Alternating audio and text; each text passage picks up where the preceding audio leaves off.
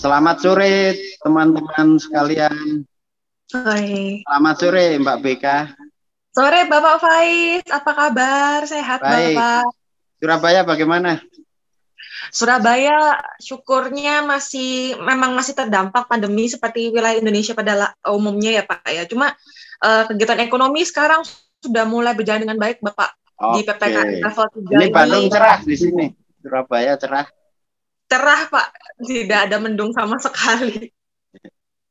Teman-teman sekalian, para relawan Yayasan Odesa dan juga pemirsa di manapun Anda berada, sore ini saya akan memperkenalkan seorang digital marketing. Ya, yang selama ini membantu Yayasan Odesa Indonesia untuk melakukan kegiatan-kegiatan pendidikan bagi relawan, khusus di bidang media sosial, terutama marketing internet ya. Nah, ini Ya, betul sekali.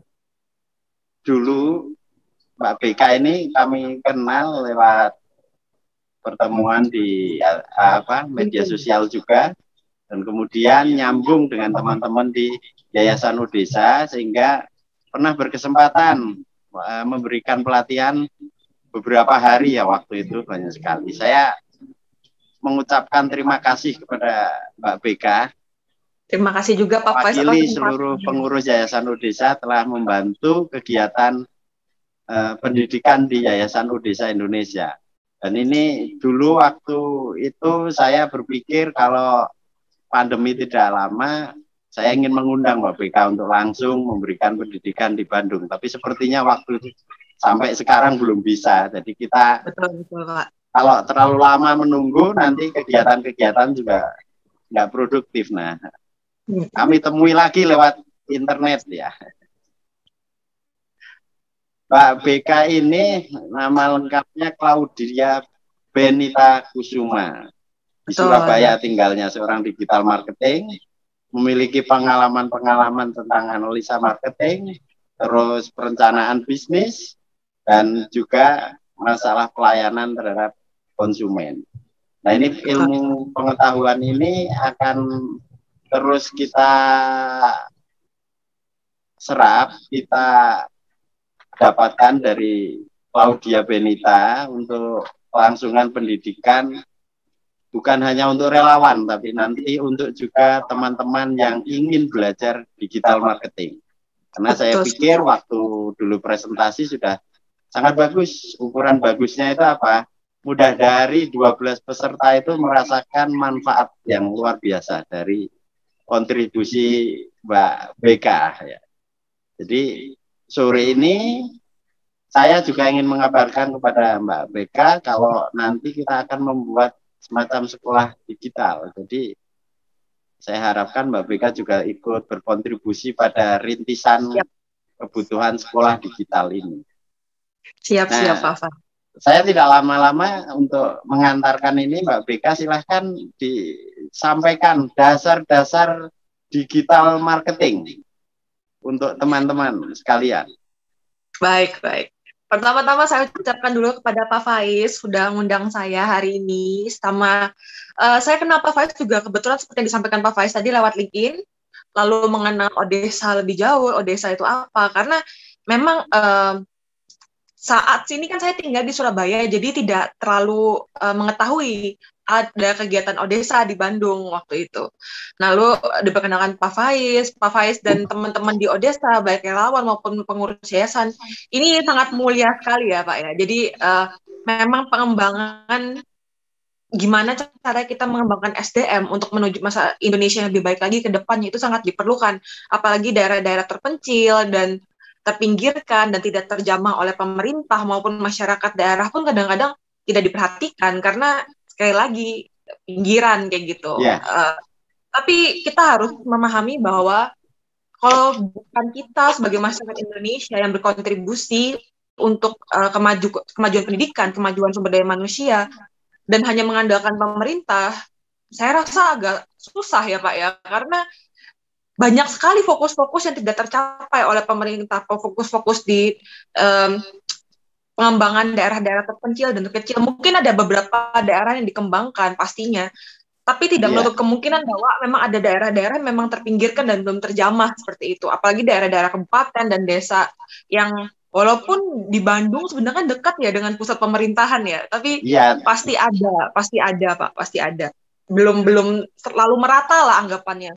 Mungkin sedang dikerjakan ya oleh pemerintah ya saat ini, tapi ya kalau kita bisa bergerak lebih baik, bisa membantu lebih cepat, kenapa tidak? Mempercepat. Gitu kan? Betul, mempercepat. Memang pemerintah mungkin sudah menggalakkan, sudah mulai berkegiatan, cuma kalau kita tidak turun ikut serta membantu, peran masyarakat juga bakal lebih lama gitu ya mungkin ya Pak Faiz. Baik, tidak berlama-lama, mungkin saya lebih menjelaskan dulu digital marketing itu apa? Karena banyak sekali orang yang salah kaprahkan digital marketing itu sebagai digital marketing itu hanya sosial media, Instagram, Facebook, lalu juga ada yang cuma mengatakan mungkin cuma website atau Google Ads kayak gitu.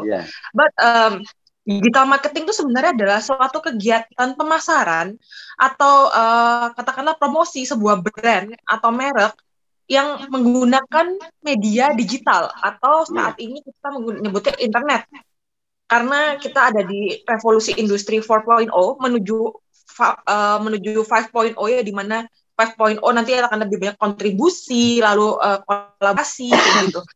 Tapi untuk saat ini digital marketing itu adalah sebuah kegiatan pemasaran atau itu tadi pengembangan sebuah brand melalui internet gitu. Jadi tidak terbatas melalui ini ya, tidak hanya terbatas melalui sosial media maupun website, tapi banyak jenisnya dan banyak bentuknya digital marketing itu sebenarnya. Nah, salah satu contoh-contoh digital marketing itu memang tidak terlepas adanya sosial media advertising, sosial media content creating, sosial media marketing, tapi juga ada yang namanya SEO atau search engine optimizer, ada search engine marketing, ada gimana kita optimizing website kita, gimana caranya kita online advertising. Online advertising ini sendiri banyak, lalu ada email marketing, ada video marketing. Jadi memang banyak Pak Faiz jenisnya, tidak terbatas hanya di digital marketing itu tidak terbatas hanya sosial media, entah itu Facebook, LinkedIn, Instagram, lalu sekarang ada TikTok, lalu sekarang juga ada banyak ya bentuk-bentuknya, kayak TikTok tuh juga banyak, ada Likee dan lain semacam, ada macam-macam kayak gitu. Cuma yang saya tekankan memang digital marketing tidak terbatas hanya melalui sosial media, tapi adalah segala bentuk kegiatan promosi yang untuk sebuah merek atau brand yang dilakukan secara online. Itu adalah digital marketing pertama kali. Itu memang harus diluruskan lebih dahulu karena memang banyak sekali yang mengerti digital marketing itu hanya sosial media gitu. Gitu Pak Faiz. Lalu kalau misalnya kita tanya bagaimana sih digital marketing itu bekerja ya Pak ya, gimana cara bekerjanya? Pak Faiz sendiri nih sudah mencoba ya Pak ya untuk menjalankan digital marketing kan ya Pak ya? Ya sebenarnya sudah lama, cuman yang dulu kan agak tradisional, tidak seperti yang zaman Anda sekarang. Jadi tinggal nambah, tapi kemarin sudah bisa itu Facebook Ads atau apa. Betul.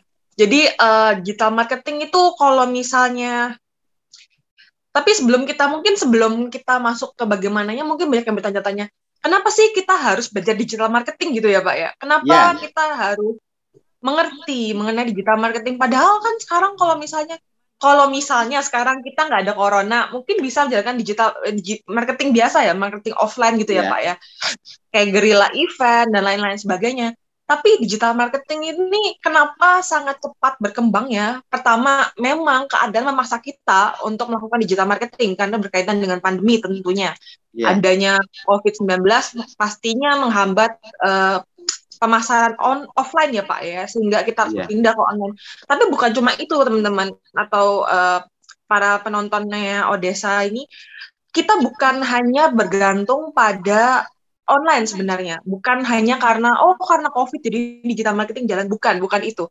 Tujuan utama kebutuhannya digital marketing itu bukan di situ. Pertama, adanya efektivitas teman-teman, efektivitas dan juga kemudahan yang kita peroleh dari digital marketing. Kalau misalnya sekarang kita katakanlah offline marketing, kita membagikan brosur atau kita menggunakan baliho gitu ya. Ya. Pastinya tidak terlepas, memang itu kegiatan marketing, tapi tidak ada pengukurannya Pak Faiz. Jadi tidak ada pengukuran berapa orang yang membaca brosur tersebut, bisa jadi diterima 5 detik dibuang gitu kan. Iya, itu kalau zaman-zaman dulu di koran-koran juga dampaknya nggak terukur iklan. Betul. Bahkan televisi itu susah ngukurnya untuk satu item iklan betul. Gitu. Betul. Karena memang tidak didesain untuk diukur, karena memang pada zaman sebelum digital revolusi industri memang itu hanya dalam bentuk sounding, dalam bentuk di mana orang memiliki persepsi atas merek atau brand yang dikembangkan seperti itu. Mereka hanya menciptakan persepsi, Pak. Memang tujuannya hanya menciptakan persepsi. Tapi di zaman era modern saat ini, menciptakan persepsi itu tidak lagi bisa dikatakan marketing. Sekarang kita butuh sesuatu yang bisa kita ukur secara real time. Bagaimana kita bisa mengconvert audience menjadi sebuah data, big data. How we decipher the data into the action, kan? Gimana cara kita mengubah data menjadi sebuah aksi yang terukur dan bisa diterapkan, bisa dikonversi gitu kan? Karena memang hal-hal seperti itu yang memang perlukan. Apalagi kalau kita ngomong, loh, tapi kan kalau misalnya orang daerah kan nggak ngerti gitu kan. Orang daerah kan tidak paham bagaimana, tidak sepaham orang kota. Itulah tujuannya kita mengajarkan. Karena kalau kita tidak mengajarkan, mereka tidak akan pernah mengerti gitu loh, Pak. Itu ya, Pak ya. Terus pertama memang kegunaannya adalah mendapatkan data. The more data we have, bagaimana datanya, semakin banyak data yang bisa kita dapatkan, semakin banyak aksi yang bisa kita lakukan. Kenapa? Karena semakin banyak data, berarti banyak hal-hal yang bisa kita gunakan dari data tersebut untuk menjadikannya sebuah campaign. Campaign itu sebuah kampanye, sebuah aksi pemasaran ya Pak ya, atau bisa jadi sebuah bentuk promosi, bentuk macam-macam bentuknya, bentuk iklan dan lain-lain sebagainya kita dapatkan dari data. Lalu yang kedua itu adanya kemudahan untuk evaluasi tentunya. Kalau sebelumnya kita tidak punya kesempatan evaluasi, tidak punya data untuk evaluasi, saat ini di dunia digital marketing saat ini kita sangat mempunyai akses untuk evaluasi. Berapa persen konversi penjualan dari setiap iklan dan lain sebagainya kayak gitu. Berapa lama iklan Anda ditonton, berapa lama video Anda durasinya ditonton, atau website gitu kan ya. Berapa banyak orang yang klik website Anda lalu keluar. Itu semua bisa ada datanya kayak gitu. Iya. Okay. Bentar.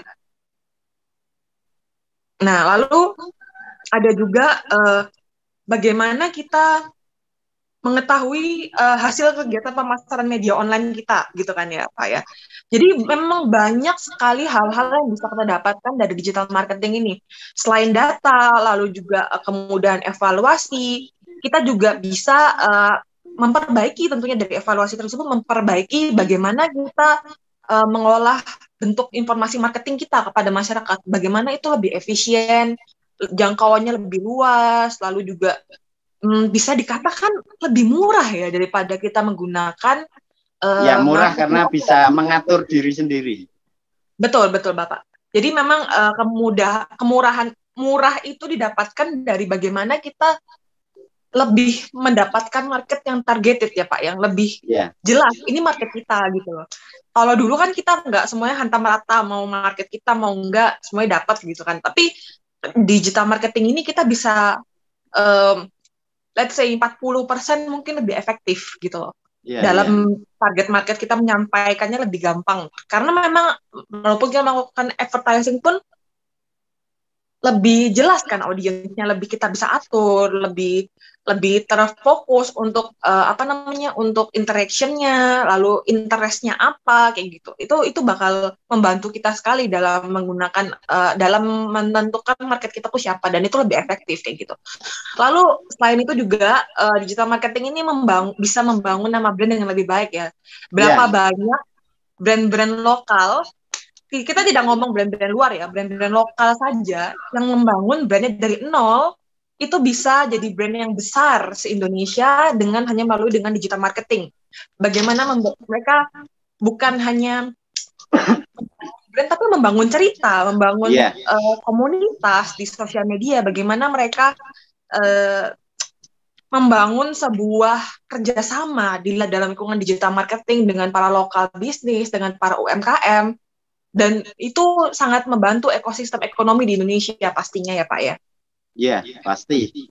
Betul. Lalu kalau ditanya bagaimana kembali digital marketing itu bekerja, pastinya setelah mempelajari big data, mempelajari apa yang kita dapatkan, dapat riset, pastinya akan melakukan riset, kayak market itu siapa, lalu produknya kita bagusnya dipasarkan kemana. Sebelumnya kita sudah harus tahu ya, produk kita tuh apa, manfaatnya apa, kegunaannya apa, keunggulan produk lah anggapannya. Lalu kita pasarkan di dunia digital marketing, melalui digital marketing maksud saya, lalu juga setelah kita dapatkan data dan lain sebagainya, feedback konsumen dan lain sebagainya, mungkin melalui online trial dan lain sebagainya, kita bisa mengolah sebuah konten di mana kita harus bisa membuat sebuah bentuk pemasaran yang menarik, bagaimana kita bisa menyampaikan apa yang ingin bisa mereka dapatkan dari produk kita, manfaatnya itu apa, penyampaian seperti itulah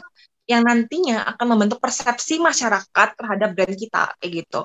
Nah, lalu nanti setelah menjangkau konsumen dengan adanya sosial media, entah itu website, entah itu online marketing, email marketing, seperti itu. Lalu yang terakhir itu tahapannya bakal ada pengunggahan dan evaluasi, pastinya evaluasi konten, evaluasi penilaian yang akan kembali dilakukan. Jadi digital marketing itu adalah sebuah cycle menurut saya. Sebuah cycle di mana kita riset data, lalu keduanya pengolahan, lalu juga proses pembuatan, lalu evaluasi. Setelah evaluasi itu akan kembali ke tahap pertama, yaitu kembali riset kembali dan lain sebagainya. Bukan berarti ini tidak efisien loh, berarti Kak tidak efisien dong karena kita mengulang-ulang, bukan. Karena data itu di zaman sekarang terus berubah. Kita tidak bisa menggunakan patokan hal yang sama. Misalnya mungkin bulan kemarin katakanlah Odessa menjual sorghum gitu kan ya Pak ya. Tapi mungkin bulan depan yang laris itu anjeli. Mungkin beras anjeli yang lebih laris, atau misalnya katakanlah kayak teh kelor yang lebih laris kayak gitu. Jadi memang itu adalah berdasarkan perputaran cycle riset data tersebut tidak berhenti untuk dilakukan, Bapak. Itu juga apalagi untuk perusahaan-perusahaan yang memang konsumen fokus ya, consumer fokus, di mana mereka memang bekerja fokus pada data-data konsumen. Di mana mereka memang fokusnya adalah bagaimana kita bisa mendecipher atau mentranslate, mengartikan kebutuhan konsumen saat ini dan waktu mendatang itu seperti apa gitu. Karena memang cepat sekali Pak Faiz untuk perubahannya ya, perubahan pasar itu tidak hanya dulu. Kalau dulu kita bisa visi perusahaan aja, katakanlah visi perusahaan kita bisa katakan dulu 5 tahun, 10 tahun jangkanya. Nah, sekarang enggak 3 bulan juga harus.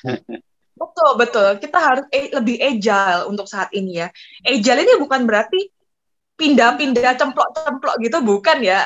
Agile ini artinya kita harus lebih bisa menyesuaikan. Kalau misalnya tidak cocok ya sudah, gitu kan. Ya, bukan berarti banyak orang tuh yang kayak menganut prinsip lama, Pak. Prinsip lama tuh kalau tidak cocok ya dicoba lagi, tapi tidak bisa. Kalau misalnya di zaman sekarang, zaman digital marketing ini, menurut saya ya Pak ya, sekali lagi menurut saya, kalau misalnya kita kepentok, itu berarti kita harus pivot. Kita harus segera untuk pivot, karena kalau orang zaman dulu kan, ya dicoba sih gitu kan. Bahasa Jawanya itu dicoba sih gitu. Dicoba dulu. Dijajal sih gitu. Tapi digital marketing sekarang tidak bisa. Kalau memang pasar tidak cocok, kita harus segera mencari pasar mana yang cocok. Karena kalau kita stuck at the same point, kita stuck di poin yang sama, kita bakal membuang waktu banyak, Pak, untuk mengembangkan yang lainnya. Makanya sekarang digital marketing itu tidak bisa hanya satu fokus. Kita harus menggunakan beberapa jenis pemasaran yang berkaitan. Misalnya kita menjalankan email marketing, sosial media, lalu juga menjalankan website di waktu yang bersamaan. Sehingga semuanya terintegrasi, kayak gitu. Pastinya omnichannel marketing kita menyebutnya sekarang, di mana semua kegiatan marketing itu terintegrasi dalam channel-channel yang berbeda, platform-platform yang berbeda kayak gitu. Dan pastinya bakal lebih efektif dan lebih efisien seperti itu, Pak Faiz. betul betul. Ini masalah data dan target ya. Betul betul. Bisa nggak saya sambil interaksi aja sekarang? Itu Boleh. penjelasannya menurut saya bagus, Boleh, dasar-dasar silakan. pengetahuan secara makro. Nah, karena ini Boleh. sudah teman-teman ini sebagian sudah menjalankan mulai praktik ya dengan kita, bahkan ada yang mulai uji coba untuk dengan memainkan iklan. Ini masalah data ini sepertinya agak belum mudah diserap, dipahami. Sebenarnya coba gambarkan satu hal saja tentang data, entah dari Instagram atau Facebook atau dari LinkedIn, barangkali yang dimaksud data penggambarannya itu seperti apa? Oke, baik. Mungkin kalau teman-teman yang pakai Instagram bisnis mungkin lebih tahu ya, ada namanya feature namanya betul, pakai insight. itu. Iya, penafsirannya dari insight itu. Nah, betul. Jadi kalau misalnya kita pakai Instagram, katakanlah Instagram yang paling banyak lah ya, yang paling banyak dipakai Instagram bisnis, itu ada yang namanya tuh insight, teman-teman. Jadi kalau kalian klik profile kalian, lalu nanti ada insight di sana, khusus untuk Instagram yang Instagram bisnis ya. Ada insight, nanti akan ada namanya impression, akan ada yang namanya reach, ada yang namanya audience kayak gitu kan. Yang hal-hal seperti itu harus kita perhatikan. Misalnya impresi itu seperti apa? Impresi itu berarti berapa banyak sih orang yang melihat konten kalian kayak gitu kan. Lalu reach itu berhubungan dengan interaksi di mana orang mungkin ngeklik atau nge-like atau nge-share apapun yang berhubungan dengan kegiatan action yang dilakukan dari konten yang kalian post. Lalu juga ada namanya audience di mana kita bisa melihat berapa banyak orang yang lihat konten kita, berapa banyak orang yang men-share, berapa banyak orang-orang yang berasal dari negara Indonesia yang melihat konten kita, lalu jam aktif audiens, seperti itu Pak Faiz modelannya. Cuma yang kita perlu highlight juga adalah data ini untuk saat ini memang tidak bisa dibilang lengkap. Kita harus mengartikan sendiri, translate sendiri data-data ini ya pastinya. Iya. Tapi kayak gini, untungnya sekarang Instagram itu atau media-media platform-platform lain yang menyediakan data itu sangat terbuka sekarang menjelaskan bahwa ini tuh apa. Kalau kalian lihat di Instagram ada icon untuk info.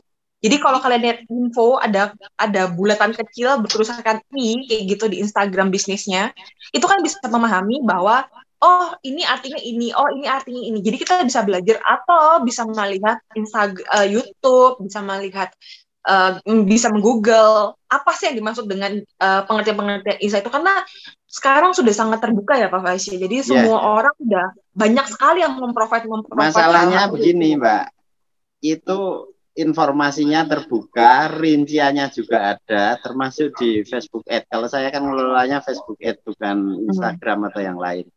Itu cara kita menafsir data.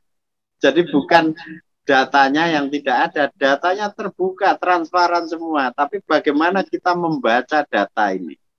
Nah, itu bagaimana cara mengatasinya ini? Harus sampai pinter gitu loh. Kalau misalnya membaca data tuh kayak gini Pak. Kalau misalnya kita ngomong, ini orang awam ya Pak ya, kita ngomongnya orang awam ya, bukan untuk orang yang expert ya.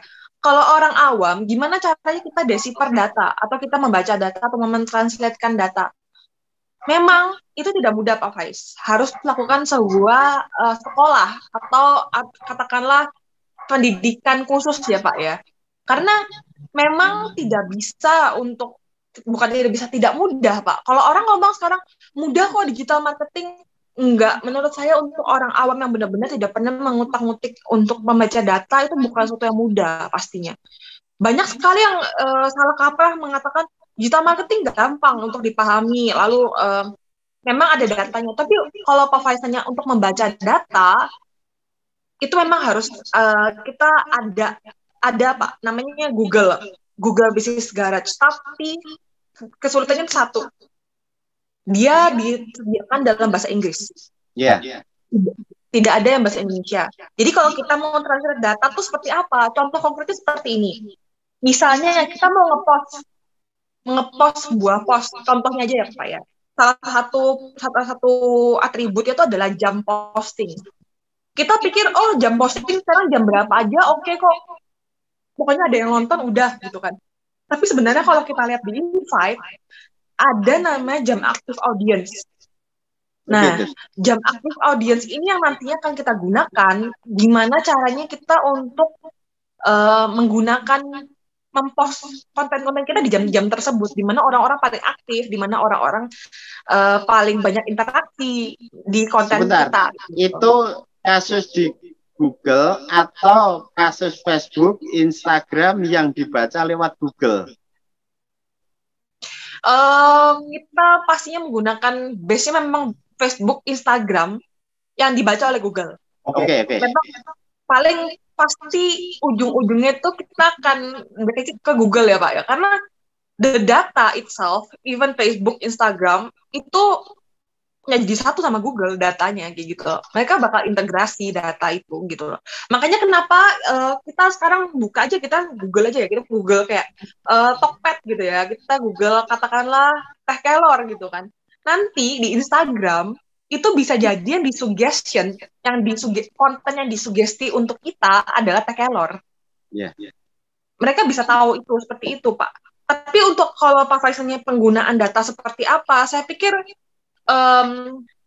pertama-tama kita harus memahami dulu ya Pak ya, kegunaannya tiap akun itu seperti apa gitu. Karena pembacaan data itu tidak bisa digeneralisir Pak Faiz. Betul. Kasus pribadi. Betul. Jadi kita bisa memberikan basicnya, karena memang Instagram, Facebook, dan Google itu memberikan basicnya Pak. Tapi harus kita bisa gunakan sesuai bisnis kita, sesuai kemauan kita, sesuai kebutuhan. Karena pembacaan data sekali lagi harus berdasarkan kebutuhan. Misalnya Anda kebutuhan data saya dan kebutuhan data Pak Faiz mungkin berbeda gitu kan. Misalnya kebutuhan data saya adalah bagaimana saya bisa mengkonvert calon klien jadi klien. Kebutuhan saya di situ. Tapi untuk Pak Faiz mungkin kebutuhannya adalah bagaimana untuk penjualan. Langsung goal konversi. Betul, konversinya sama, tapi berbeda tujuan konversinya. Pelanggan saya dan pelanggan Pak Faiz itu adalah pelanggan yang jenisnya tipenya berbeda kayak gitu. Jadi untuk datanya sendiri sih mungkin nanti bisa saya jelaskan di kelas ya Pak ya kayak gitu ya. Dalam sebuah kelas mungkin kayak gitu ya Pak ya. Detailnya di nanti praktek kursus.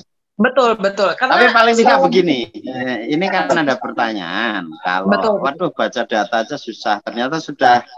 Kalau bisa memainkan itu aplikasinya, terus kemudian lihat angka-angka, cara menafsir data kan susah. Makanya ini saya pikir tadi statement Mbak Beka sudah benar itu. Enggak semudah itu. Mungkin aplikasinya gampang, tapi cara membaca data, menafsirkan, dan kemudian menindaklanjuti dalam sebuah tindakan. Ini butuh jam terbang sendiri, pengalaman.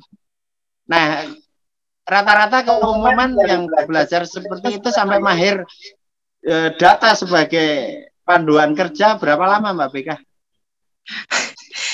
Kita dulu aja kayaknya sebulan ya Pak Faiz ya.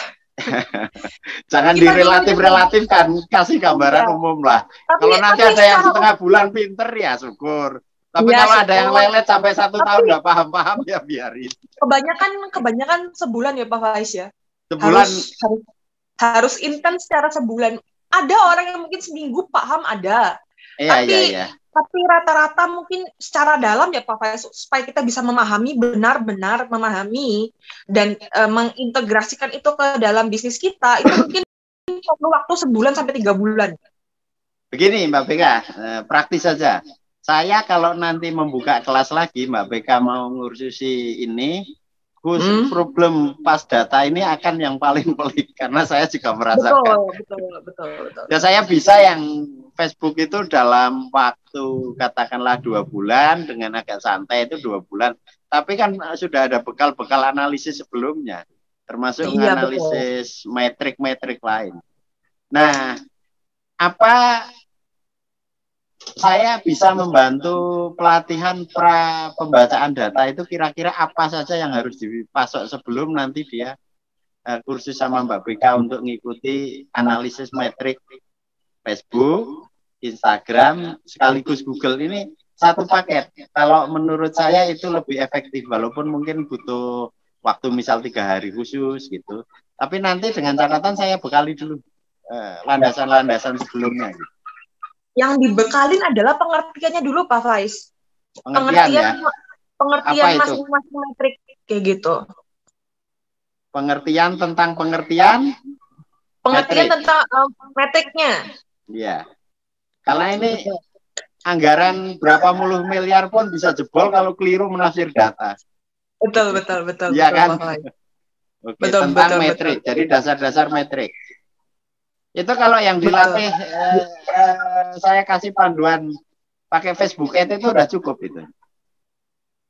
Sebenarnya sudah cukup Pak Faiz, karena memang basicnya tentunya kalau kita ngomong Google Ads pastinya berbeda. Google Analytics beda sekali ya Pak Faiz, sama Facebook sama Instagram. Tapi kalau Facebook dan Instagram bisa digabungkan.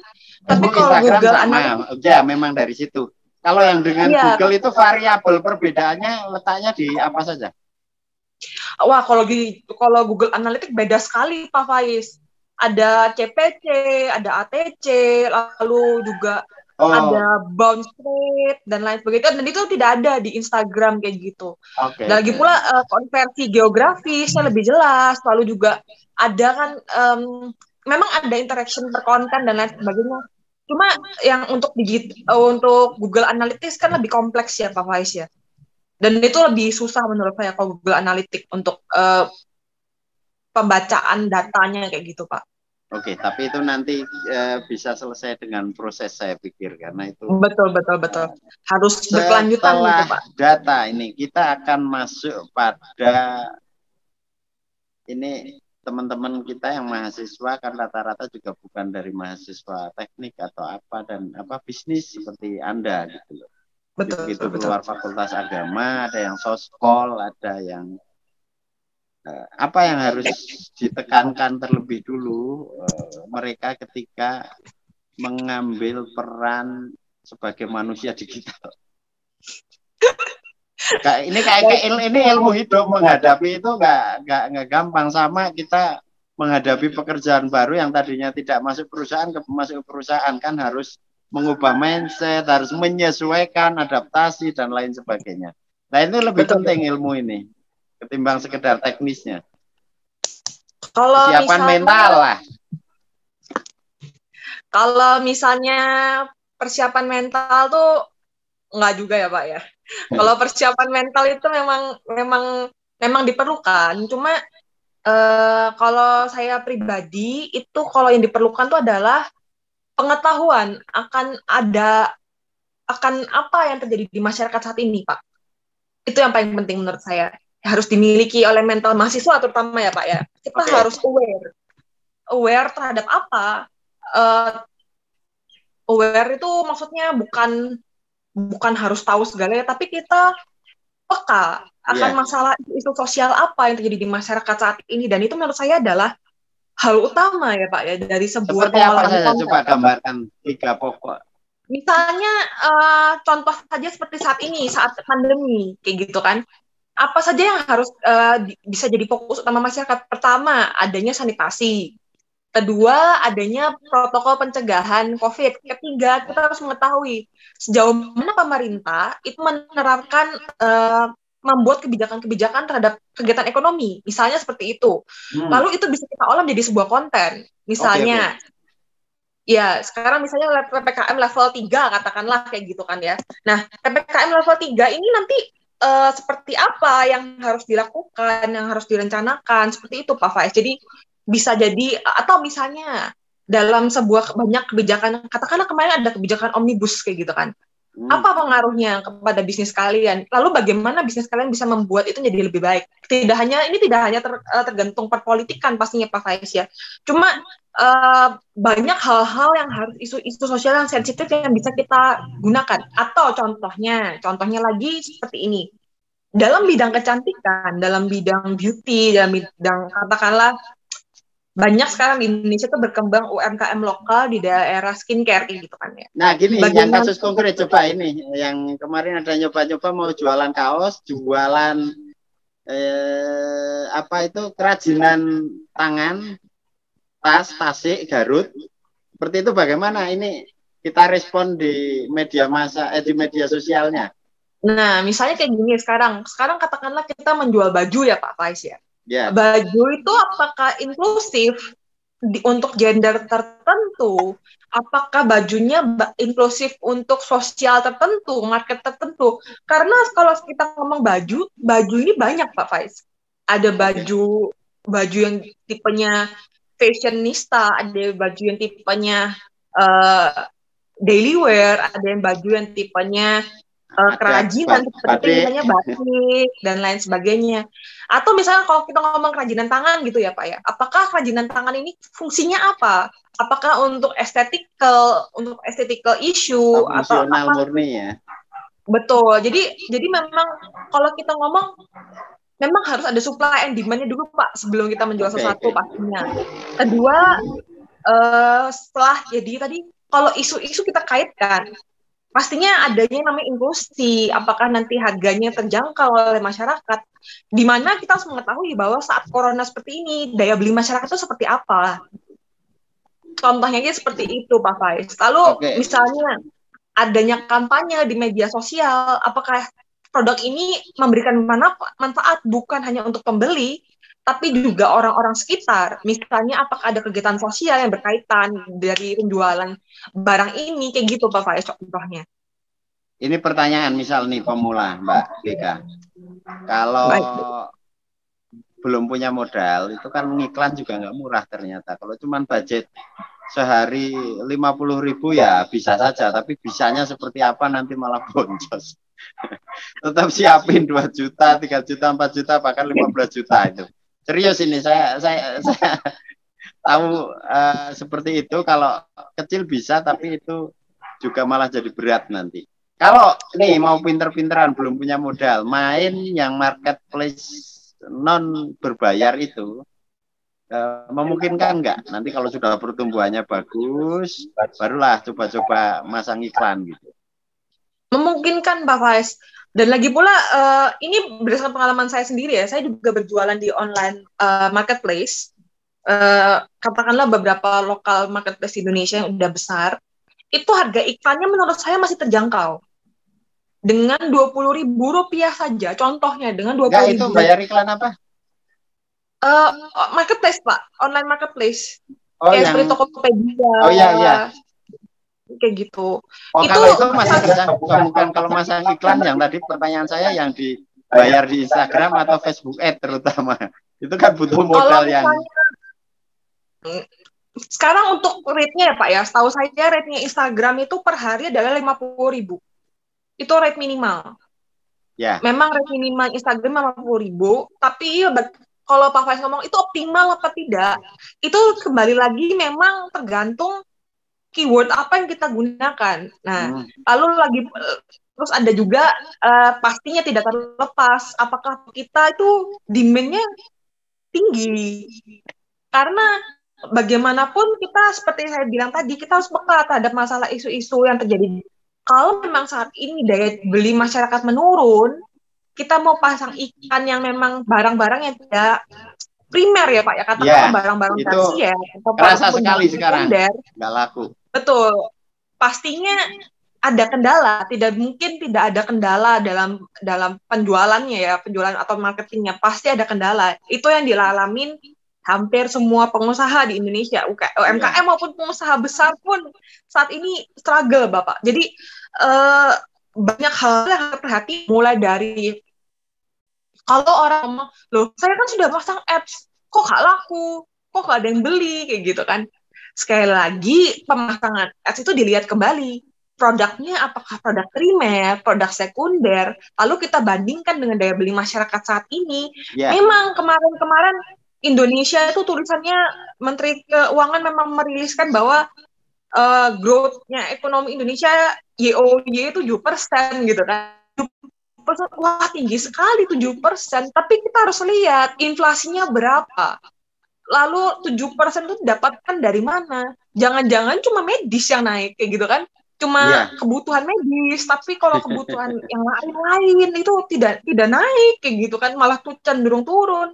Itu yang tidak dirilis, data-data seperti itu tidak ada, kita tidak pernah dibuka ya datanya tuh berapa persen yang naik. Memang ponsel juga cuma satu yang naik ya, saya nggak sebut merek kemarin itu, tetap ada yang naik ponsel misal, cuma satu. Produk yang lain iya, produk yang lain kan tidak. Jadi bahkan kebanyakan penurunan Pak Faiz kalau kita bisa bilang ya, walaupun sekarang memang digencat dengan penjualan digital, penjualan macam-macam lah penjualannya. Cuma sekarang yang saya fokuskan adalah dari klien-klien saya sendiri juga ya Pak Faiz, saya kan juga nanganin klien untuk digital marketing dan lain-lain.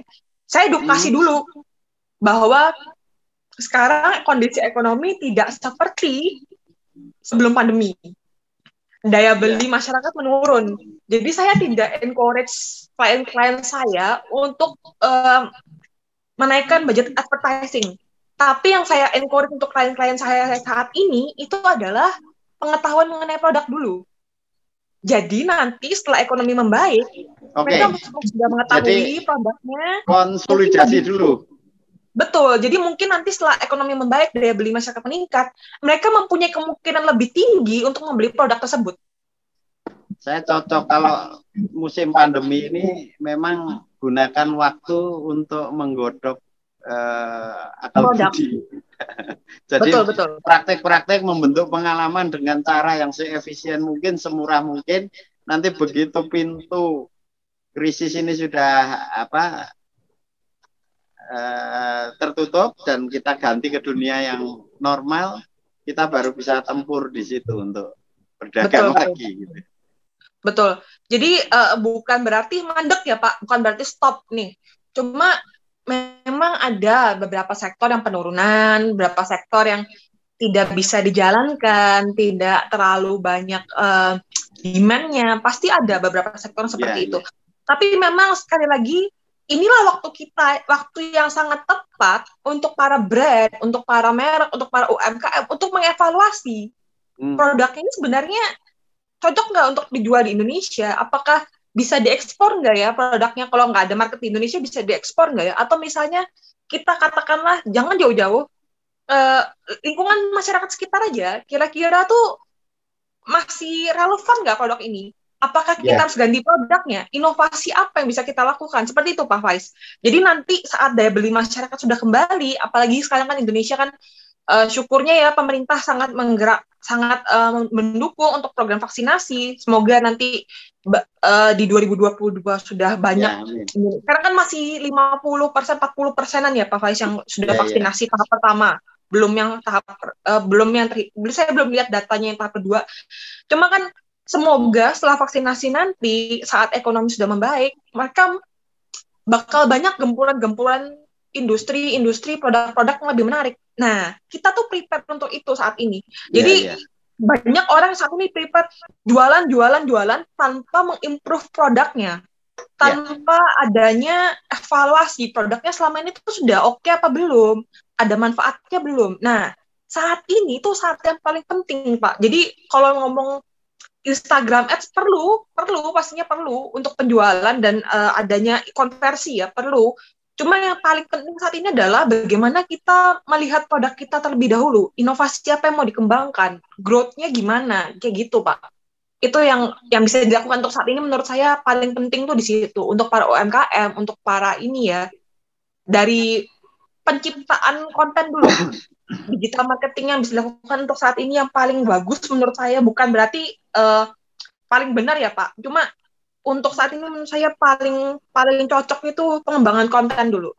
Konsolidasi seperti kata Pak Faiz. Itu paling utama saat ini kayak gitu. Kalau ini nanti kita akan besok masuk ke praktis-praktis, karena saya tahu kalau belajar seperti ini memang tidak bisa berwacana sekedar jadi betul. Konkret, akurat. Betul. Mbak PK begini, kita dirikan sekolah digital ini segmennya untuk semua untuk pemula pasti. Baik, tapi ini kan berkelas-kelas. Pemula itu ada yang mahasiswa pun terjadi variabel perbedaan, mahasiswa teknik, non teknik, ada yang humaniora, dan kadang-kadang mereka memiliki persepsi yang berbeda-beda. Sementara kebutuhan mereka adalah benar-benar memulai usaha untuk mencoba bangkit, menjajal dunia baru dari kampus, kemudian nanti berwirausaha gitu. Nah, saya minta saran ini secara umum, nanti saya akan sampaikan ke pengurus yang lain tentang desain sekolah digital ini. Untuk pengambilan segmennya dulu kita. Kalau untuk pengambilan segmen, mungkin kita bisa mulai dengan orang-orang yang pastinya memiliki usaha ya Pak ya, pastinya. Karena kalau mereka tidak punya usaha, apa yang digital marketing kan? Oke. Ya kan? Jadi pastinya mau dari lingkungan manapun, kalau namanya pengusaha, titik awalnya, titik mulanya pasti ada barangnya. Sama. Betul. Entah ada itu manusia, jasa, ada barangnya yang mau dijual. Betul. Entah itu barang atau jasa ya Pak ya. Ya, ada titik poinnya semuanya kan sama, apapun backgroundnya. Barang atau kegiatan ya. Betul. Misalnya mereka punya jasa pun, misalnya mereka bukan bentuk barang, jasa pun sama Pak, prosesnya sama gitu loh. Jadi yang paling utama pastinya mereka harus punya usaha, ada usahanya. Lalu yang kedua mungkin lebih ke, sebenarnya kalau masalah digital marketing ini tidak terkait pendidikan ya Pak ya. Jujur aja sekarang anak SMP pun sudah bisa menjalankan ini gitu loh. Tidak ada terkaitannya dengan latar belakang. Lebih menggembirakan kalau begitu. Iya Pak, karena memang semuanya harus kita pelajari itu lebih ke, kalau kita ngomong sekarang kayak gini, banyak sekali, bukannya saya ini ya Pak ya, tapi banyak sekali sekarang kelas-kelas digital itu yang menggambarkan itu sebagai teori. Tapi sebenarnya digital marketing itu tidak bergantung pada teori saja, tapi juga pada prakteknya. Dan praktek ini sebenarnya bisa dijalankan oleh semua orang kok, Pak Faiz, terlepas dari latar belakang pendidikan dan latar belakang ekonomi, karena ini adalah kegiatan penjualan, kegiatan ekonomi yang dilakukan semua orang. Bahkan ibu-ibu warung pun sebenarnya melakukan kegiatan ini gitu loh. Bahkan nggak usah jauh-jauh, mungkin petani pun melakukan kegiatan ini gitu loh. Cuma sekarang banyak sekali hal-hal yang digambarkan dengan bahasa teknis. Itu yang membuat seakan-akan tuh susah gitu loh Pak. Itu yang membuat orang-orang tuh tidak paham. Karena sebenarnya bahasa teknis itu adalah ya hal-hal yang kita lakukan sehari-hari. Misalnya sekarang kita ngomong conversion. Orang awam tidak akan paham itu konversi apa. Tapi kalau sekarang kita ngomong cari pelanggan, semua orang kan mengerti bahasa itu gitu loh Pak. Jadi bahasanya saja sebenarnya yang terlalu banyak orang-orang intelek yang ingin merasa intelek lalu menggunakan bahasa-bahasa yang teknis. Sebenarnya itu bahasa yang sehari-hari kita bisa pahami dengan bahasa-bahasa gampang. Menarik gitu, itu ya. Nanti kadang-kadang begitu lo nggak ngerti itu soal apa yang namanya interaksi, yang namanya konversi, terus apa lagi? Ada yang namanya ada namanya ATC, terus CPR, ada lain-lain. CPA. Ada yang namanya above the line, marketing above the line, apa itu below the line, kayak gitu kan. Itu tapi nanti dibahasakan bahasa lokal juga itu. Betul. Above the line itu apa gitu kan. Kayak banyak sekali Pak Faiz yang kayak hal-hal yang sebenarnya tuh kita pahamin gitu loh. Above the line itu apa ya? Modelannya tuh kayak billboard. Semua orang tahu billboard itu seperti apa. Papan iklan gitu kan. Itu above the line kayak gitu. Lalu yang below the line itu apa? ATL tuh, BTL itu apa kayak gitu loh. Jadi sebenarnya banyak sekali, atau ada yang through the line kayak gitu kan. Bahasanya tuh teknis, tapi kalau kita bisa mengemasnya jadi hal-hal yang dimengerti oleh masyarakat, itu sebenarnya lebih baik. Tapi memang sekali lagi Pak, kita tidak bisa memungkiri bahwa pendidikan saat ini, mohon maaf, banyak kan ya bisnis kayak gitu loh Pak. Jadi makanya mereka ada target-target market tertentu yang mereka harus bisa mendapatkan bukan hanya manfaat, tapi benefit ya Pak ya.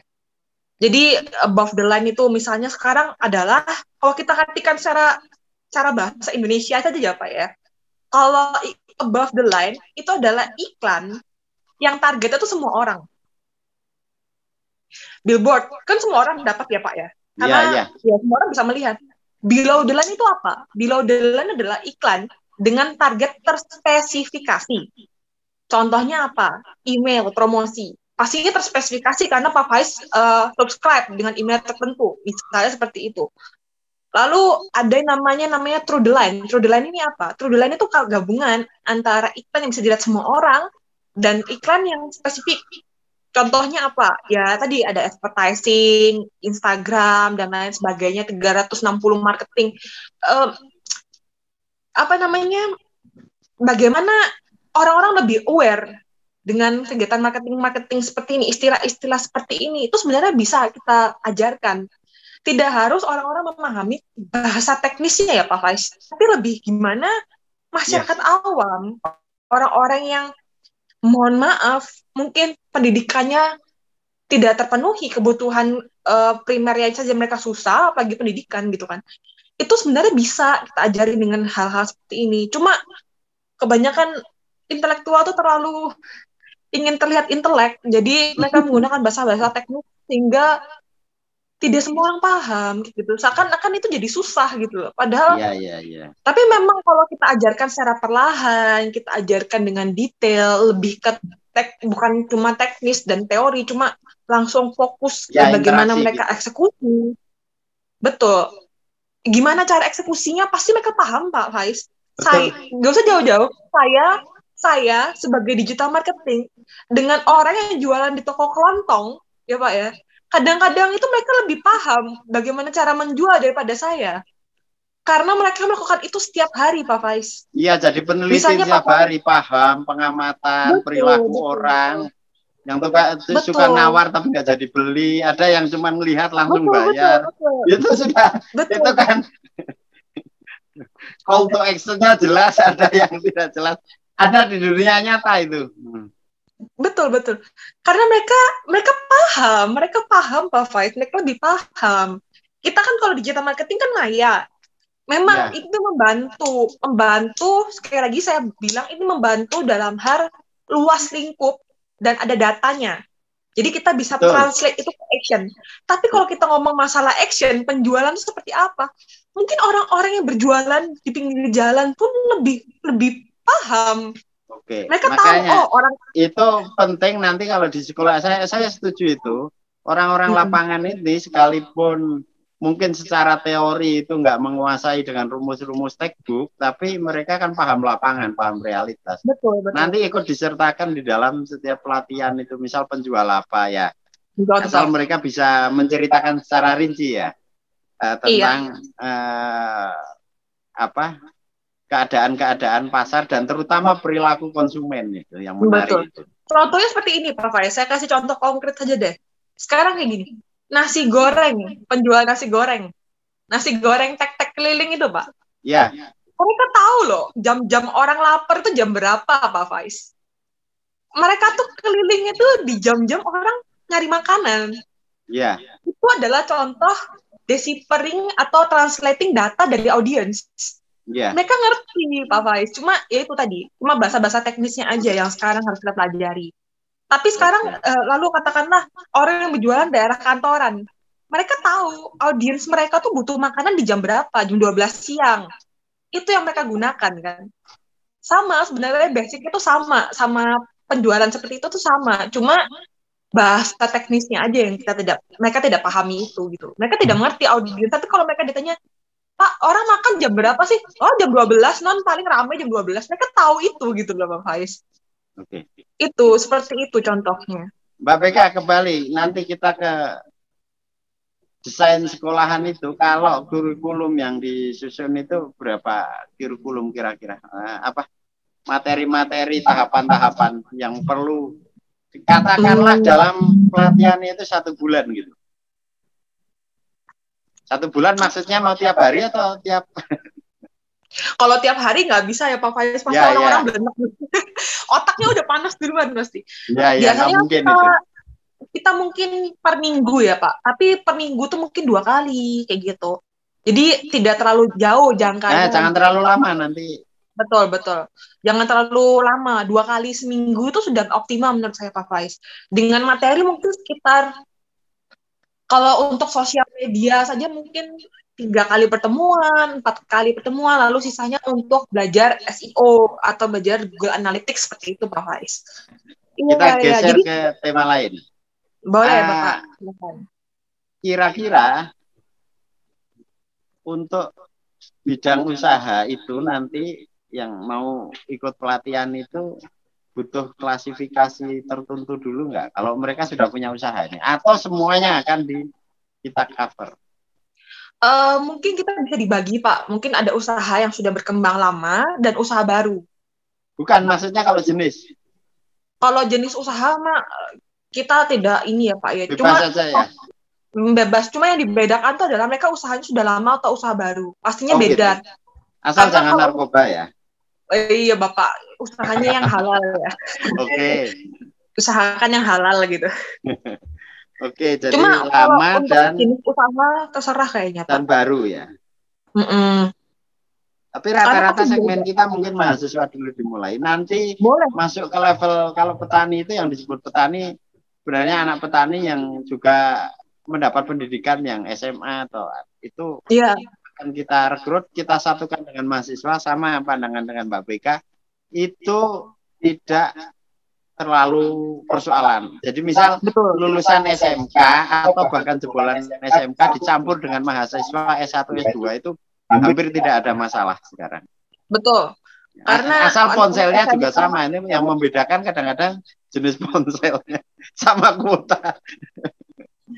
Iya, tapi mungkin kalau ponsel selama mereka punya Instagram, punya Facebook mungkin bakal sama ya, Pak. Ya. Cuma masalahnya mungkin mereka harus punya sosial media, mungkin ini Pak salah satu kriterianya kayak gitu. Nah, ya wajib. Jadi kita makanya sebelum masuk ke kelas nanti beberapa minggu sebelumnya kita kondisikan gitu.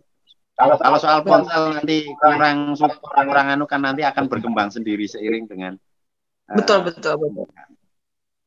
Mbak Karena lain hal lagi, prinsip-prinsip pelayanan konsumen ini penting. Nanti biar mempersiapkan dulu sebelum ikut training, teman-teman mahasiswa ini berikan tolong penjelasan kenapa kita itu harus melayani konsumen. Kan jualan itu kayaknya beda dengan pelayanan gitu. Sejak dulu kok ngomong pelayanan. Ada apa ini? Karena gini Pak, kalau kita ngomong penjualan, memang tidak mungkin lepas dari namanya pelayanan konsumen. Kenapa? Karena kalau kita hanya melakukan penjualan tanpa adanya interaksi dengan konsumen, karena sekarang ini kayak gini, di zaman digital, itu kita sangat butuh namanya interaksi. Interaksi ini dalam bentuk apapun ya, chat, banyak sekali bentuknya gitu loh. Kita adalah manusia sosial. Hakikatnya manusia itu adalah makhluk sosial gitu. Kenapa kita harus mementingkan pelayanan selain penjualan? Pertama, karena pelayanan itu kita bisa memahami apa yang diinginkan oleh konsumen kita dari pelayanan. Kedua, pelayanan itu sangat membantu kita untuk menjalani hubungan dengan konsumen. Kita pasti tidak mau ya, konsumen kita cuma sekali datang terus tidak pernah datang lagi, lalu kita akan usaha lagi untuk mencari konsumen terus-terusan seperti itu. Iya. Alangkah lebih mudah jika konsumen kita bisa menjadi ambasador kita, ambasador penyambung mulut brand kita terhadap orang lain. Misalnya, saya beli teh kelor di Pak Faiz dengan pelayanan yang baik, dengan penjelasan yang baik. Pak Faiz menjelaskan ke saya, ini teh kelor ini bagus Kak, minumnya berapa kali sehari. Setelah saya beli, tidak menutup kemungkinan saya menjelaskan ke teman saya kembali. Oh, teh kelor ini penggunaannya seperti ini. Yang itu bisa memperluas atas pemasaran kita. Kita bisa word of mouth, kita lebih banyak, lebih bagus kayak gitu. Selain tentunya adanya namanya persepsi produk. Persepsi produk ini bakal terkait dengan pelayanan juga. Apakah ini penjualnya ramah, apakah penjualnya menjelaskan manfaat dengan baik, apakah penjualnya bisa menginterpretasikan apa yang benefit produknya dengan persepsi yang sama dengan konsumen kayak gitu. Tapi lebih gampangnya kayak gini, Pak. Lebih gampangnya adalah kenapa kita harus melakukan konsumen fokus atau pelayanan konsumen? Karena hal-hal seperti itulah yang nantinya mempengaruhi apakah kita akan lebih mudah berjualan atau tidak. Itu intinya. Oke. Karena kalau kita memiliki pelayanan yang baik, otomatis orang akan senang dengan brand kita, produk kita, karena mereka paham, mereka merasa, oh ini sesuai kok dengan kebutuhanku. Hal-hal seperti itu akan berkaitan dengan prinsipnya dengan AIDA, Pak, AIDA marketing, kayak gitu. Seperti misalnya adanya atraksi lebih dulu, adanya ketertarikan terhadap produk, lalu diikuti pelayanan ini masuk di I-nya, Pak, informasi. Saat mereka tidak punya informasi yang cukup atau pelayanan yang cukup, ya pasti mereka tidak mungkin melakukan namanya interest kayak gitu. Tidak mungkin mereka melakukan namanya action kayak gitu, Pak. Tidak mungkin mereka melakukan yang namanya adanya pembelian, adanya melihat promosi, lalu kayak gitu. Kayak di interest dan information ini, Pak, yang diperlukan, di I-nya ini yang diperlukan. Setelah mereka tahu ada produknya, misalnya katakanlah ada produk teh kelor gitu kan ya. Nah, setelah mereka tahu ada produk teh kelor ini, kalau tidak ada namanya interest atau information terhadap dari teh kelor, dari pelayan ini, bagaimana mereka bisa meningkatkan desire? Bagaimana mereka bisa mau untuk membeli kayak gitu loh, Pak. Karena tidak ada actionnya, maksudnya tidak ada interestnya, tidak ada informationnya di sini. Pelayanan itu berarti walaupun digital sudah kayak gitu tidak bisa lempar posting macam-macam. Ada pelayanan yang sifatnya tetap ya kita sebagai manusia antar manusia ya, tidak mesin ketemu manusia gitu ya. Betul Pak. Ada interaksi. Karena memang mau marketing jenis apapun, semuanya kan melakukan tahap proses corong AIDA ini, Pak. Awareness, interest, desire, dan action. Tidak mungkin terlepas dari 4 hal itu. Mau digital marketing, mau apa. Karena itu memang dasarnya marketing itu memang itu, Pak. Kita harus ada awareness, harus ada interest, atau information, lalu ada desire, lalu terakhir baru action. Kalau kita loncat itu tidak mungkin kayak gitu. Karena itu pelayanan penting untuk meningkatkan awareness dan interest dari masyarakat supaya mereka ingin ada desire dan melakukan action, yaitu pembelian. Tentunya endingnya pembelian, Mbak, kayak gitu. Mbak Beka, Anda ini orang sudah beruntung menurut saya, masih usia 26 tahun sudah menguasai tindakan marketing yang bagus, ngerti jualan juga, manajemennya juga bagus, itu kan bisa dilihat dari cara berpikirnya. Itu Anda menggali ilmu 3 hal, misal manajemen, marketing, dan juga wawasan intelektual Anda itu bagaimana itu? Ini buat pelajaran mahasiswa, murid-murid Anda itu seumur Anda loh ini. Iya, Pak. Yang pasti saya tidak terlepas dari namanya ada privilege ya, Pak ya. Adanya kemampuan ya, Pak ya. Adanya support dari orang-orang terdekat saya, entah itu keluarga, entah itu dari pendidik-pendidik saya. Saya tidak menutup, saya tidak memungkiri adanya kesempatan-kesempatan itulah yang membawa saya lebih bisa belajar banyak, Pak. Karena mungkin pendidikan saya selama ini dijamin orang tua saya lebih baik, ataupun saya mendapat kesempatan untuk menjalankan ekonomi yang punya kesempatan ekonomi yang lebih baik dibandingkan teman-teman lain gitu. Karena memang sekarang Indonesia tuh kayak gini, Pak. Memang kita tidak dilahirkan pada privilege yang sama. Kita tidak dilahirkan, tidak dididik, dan tidak mungkin punya privilege yang sama satu dan lain manusia. Cuma yang saya tekankan di sini adalah kemauan belajar, Pak. Saat kita memiliki kemauan belajar, dimanapun posisi Anda, socially privilege Anda dimanapun, itu pasti Anda punya kesempatan, akan punya kesempatan. Kayak gitu. Karena sekali lagi kalau Anda memang mau, sekarang apalagi sekarang dunia digital, mungkin kalau zaman ibu ayah saya mungkin tidak ada, Pak, tidak bisa ya, tergantung Anda anak orang kaya atau tidak, kayak gitu kan. Tapi sekarang saya yakin di dunia zaman sekarang, apalagi internet, memang ada orang-orang yang tidak memiliki kuota internet dan lain sebagainya. Tapi kan ada subsidi dari pemerintah kayak gitu. Tapi ya sekali lagi adanya kesempatan itu dihasilkan dari bagaimana kita mengolahnya, Pak. Gimana kita ingin untuk belajar. Pendidikan itu tidak hanya formal ya, Pak, tidak hanya melalui sekolah menurut saya. Sekarang sekolah ini nanti kena. Tapi menurut saya sekolah di Indonesia itu tidak memprovide Anda untuk survival hidup saat ini. Mereka tuh cuma memberikan teori, oh ini loh, pendidikan tuh seperti ini. Cuma banyak jaringan, banyak teman. Betul. Ketemu jodoh. Tapi saya yakin Indonesia saat ini masyarakatnya di golongan manapun memiliki kesempatan yang cukup ya Pak. Tidak sama, saya bilang tidak sama, tapi kesempatan yang cukup untuk memiliki. Pertanyaannya kalau begitu, cara menggunakan kesempatan itu apa saja kesempatannya yang tidak terkait dengan orang tua? Baik. Pertama begini Pak. Saya selalu belajar bagaimana orang itu melakukan transaksi penjualan. Contohnya saja saya selalu mengamati bagaimana tukang nasi goreng depan rumah saya itu selalu memiliki pelanggan yang bisa datang itu dari 10 kilometer. Kok bisa? Gimana caranya? Ya, setelah diteliti?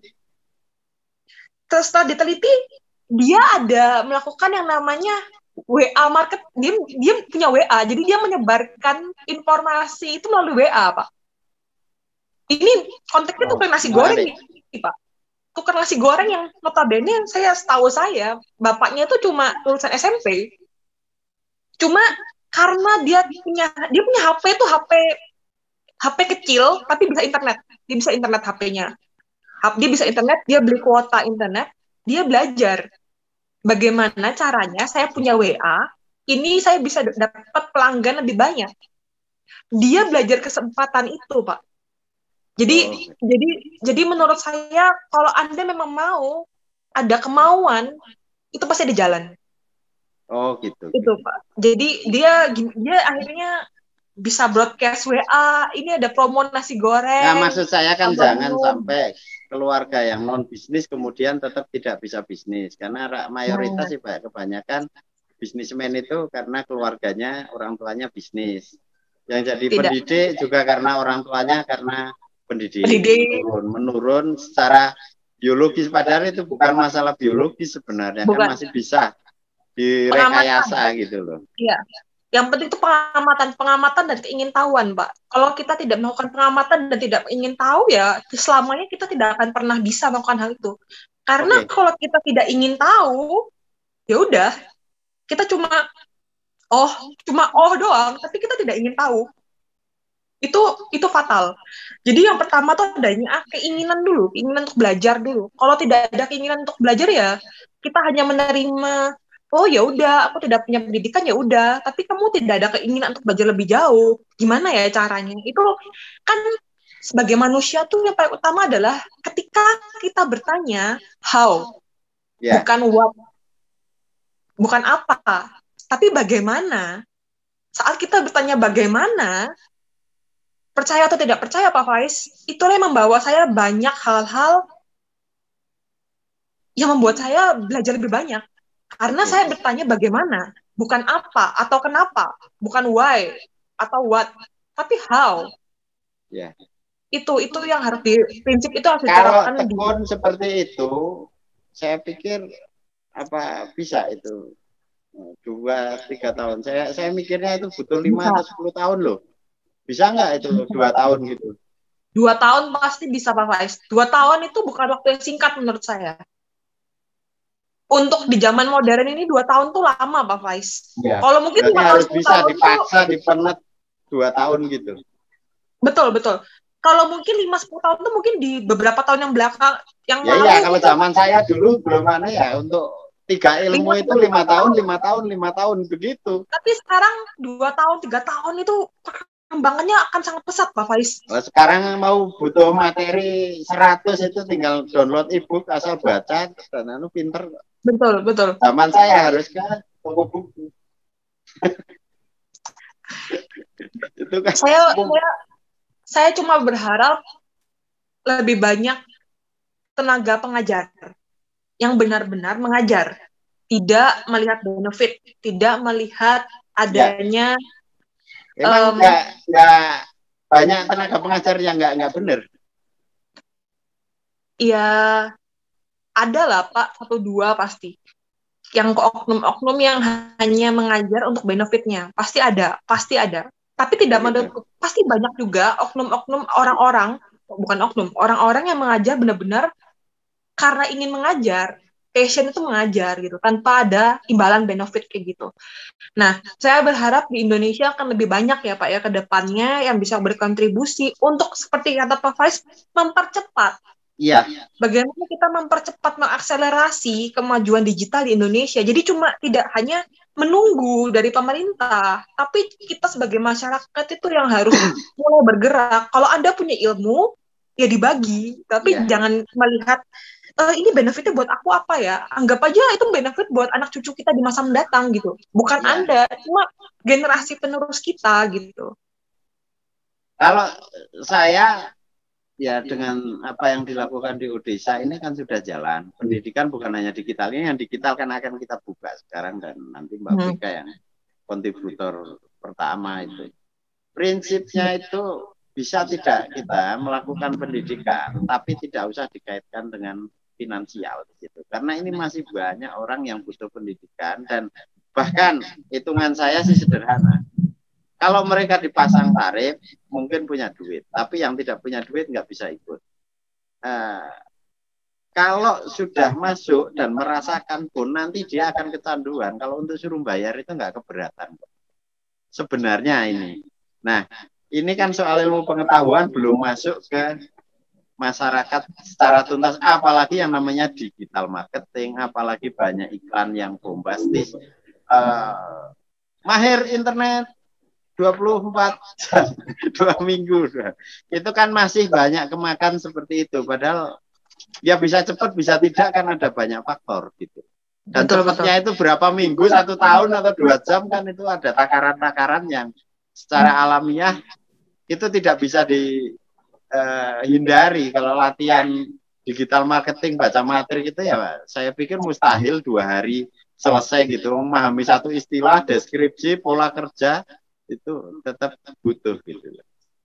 Jadi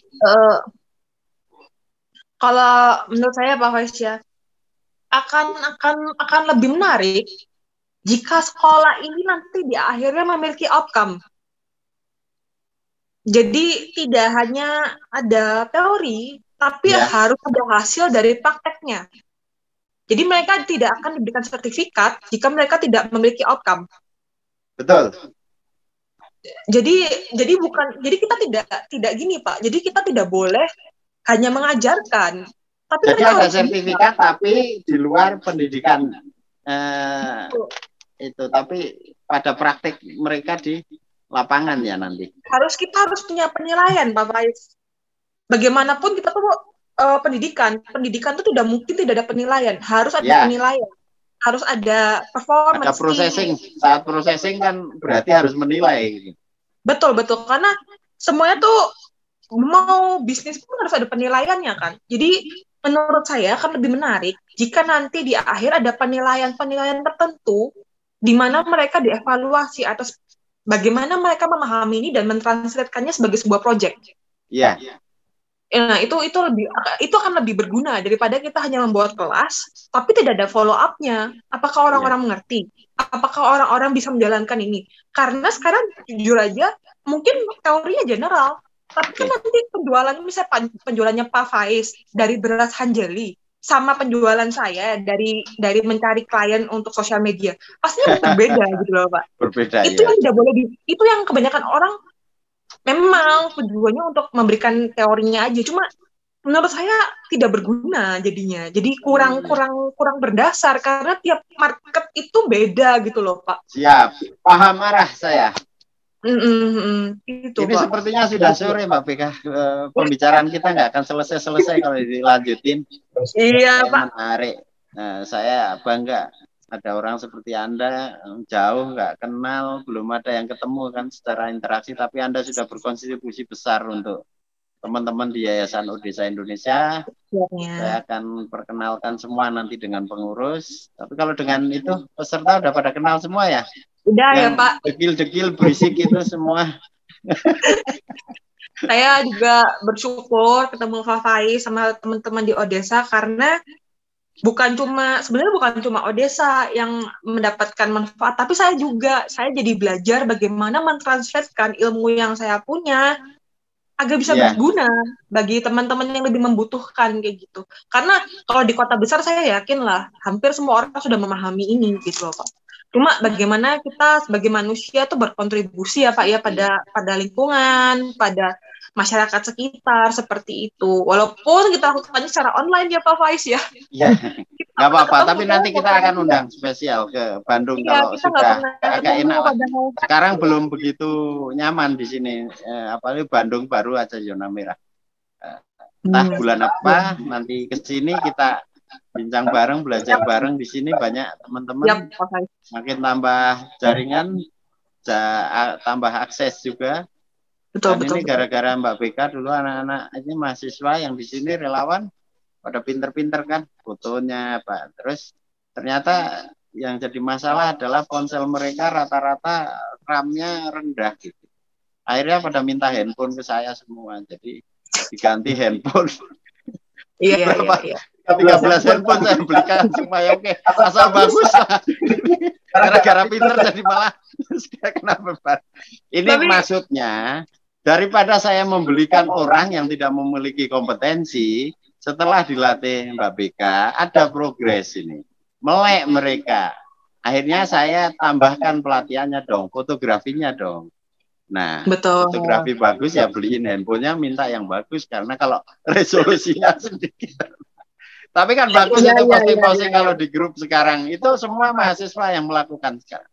Jadi ada dinamika, intinya proses maju itu manakala bagus, sekalipun kita harus mengeluarkan sesuatu, entah energi, entah materi, kita nggak akan merasa rugi.